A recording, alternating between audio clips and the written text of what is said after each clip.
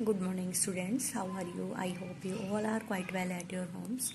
Students, in last video we have completed the first chapter of science, and today we will start the second chapter of science, that is non-conventional sources of energy.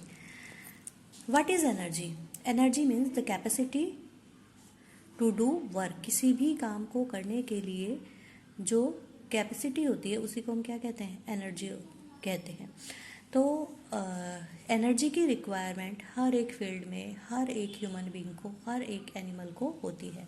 जैसे कि अगर हम industries की field में देखें तो कोई भी इंडस्ट्री है, किसी ना किसी फॉर्म में उसमें एनर्जी की रिक्वायरमेंट होती है। जैसे कि क्लॉथ प्रिपरेशन के लिए उसमें मशीन्स को रन करने के लिए किसकी रिक्वायरमेंट होती है? एनर्जी की रिक्वायरमेंट होती है। इसके अलावा कंस्ट्रक्शन ऑफ हाउसेस के लिए, घर को बनाने के लिए एक तो मैन पावर की रिक्वायरमेंट होती है, दूसरा जो भी मशीन्स यूज़ होती हैं उनके लिए इलेक्ट्रिसिटी की रिक्वायरमेंट होती है। रेलवे ट्रैक को बनाने के लिए और ट्रेन्स के रन होने के लिए भी एनर्जी की रिक्वायरमेंट होती है।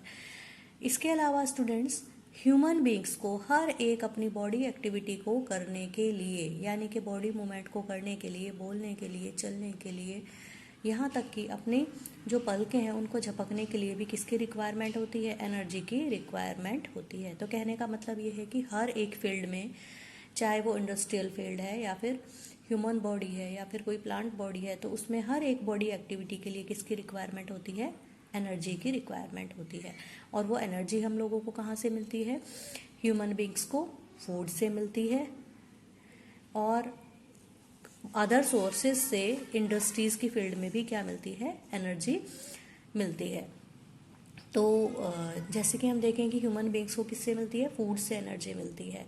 तो सभी एनिमल्स को भी उनके फूड से ही मिलती है। फूड के बेस पर एनिमल्स जो थे 3 टाइप्स के होते हैं। हर्बीवोर्स जो कि डायरेक्टली प्लांट्स और प्लांट्स पार्ट पर डिपेंड होते हैं अपने फूड के लिए। कार्निवोर्स जो हर्बीवोर पर डिपेंड होते हैं अपने फूड के लिए, यानी कि they are flesh eating animals. And third one is the omnivores जो कि प्लांट्स और एनिमल्स इन दोनों से ही अपना फूड क्या करते हैं? ऑब्टेन करते हैं। तो आज हम इस चैप्टर में बात करेंगे सबसे पहले सोर्सेज ऑफ एनर्जी। एनर्जी के सोर्सेज क्या क्या हैं और कन्वेंशनल और नॉन कन्वेंशनल सोर्सेज कौन कौन से हैं। तो सबसे पहले फर्स्ट सोर्स जो है, जो कि लार्जेस्ट सोर्स ऑफ एनर्जी है on this earth, is the sun. हमारी अर्थ पर जो सन है वो क्या है? It is the ultimate source of energy on this earth. It gives us energy thousand of millions years continuously, लाखों करोड़ों वर्षों से जो सन है हमें क्या प्रोवाइड करा रहा है? एनर्जी। और सन की जो एनर्जी है उसको हम क्या कहते हैं स्टूडेंट्स? Solar energy. क्या कहते हैं हम उसको? सोलर एनर्जी कहते हैं। तो अब हम बात करेंगे कि सोलर एनर्जी किस किस फील्ड में हमें हेल्प करती है, या कहें कि सोलर एनर्जी की हेल्प से कौन कौन सी एक्टिविटीज़ जो है वो इस अर्थ पर हो रही हैं। तो सबसे पहले हम बात करेंगे एयर फ्लो की, यानी कि एयर फ्लो में कैसे जो सोलर एनर्जी है वो हेल्प करती है। देखिए, जो सोलर एनर्जी है उसमें क्या होता है? हीटिंग इफेक्ट होता है, क्योंकि उसमें हीट की फॉर्म में भी एनर्जी हमारी अर्थ पर आती है।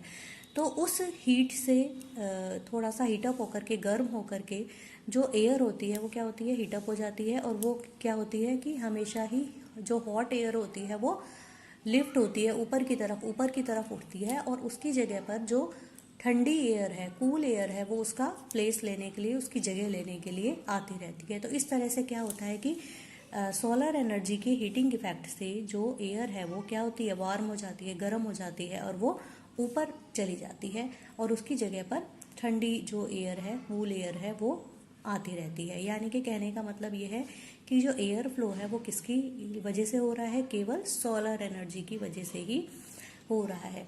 इसी तरह से दूसरा है हमारा वाटर साइकिल। वाटर साइकिल में क्या होता है कि हर एक जो भी वाटर रिजर्वोयर है, चाहे वो ओशियन है, लेक है, रिवर्स हैं, पॉन्ड्स हैं या वेट प्लेसेस हैं, इन सभी से क्या होता है? कॉन्टिन्यूस इवेपोरेशन ऑफ वाटर होता रहता है। यानी कि पानी जो है वो क्या होता रहता है? उड़ता रहता है, इवेपोरेट होता रहता है in the form of water vapours. और वही जो वाटर वेपर्स हैं, जब वो ऊपर एटमॉस्फेयर में जाते हैं तो वो किस में चेंज हो जाते हैं? क्लाउड्स की फॉर्म में चेंज हो जाते हैं, और कंडेंस्ड होकर के वापस रेन की फॉर्म में या स्नोफॉल की फॉर्म में क्या होते हैं? वापस अर्थ पर आते हैं। तो इस तरह से वाटर साइकिल को रन करने में भी सोलर एनर्जी क्या है? हेल्प करती है। और अगला जो मोस्ट इम्पॉर्टेंट वर्क है सोलर एनर्जी का, दैट इज द फोटोसिंथेसिस। हम सभी जानते भी होंगे फोटोसिंथेसिस क्या है।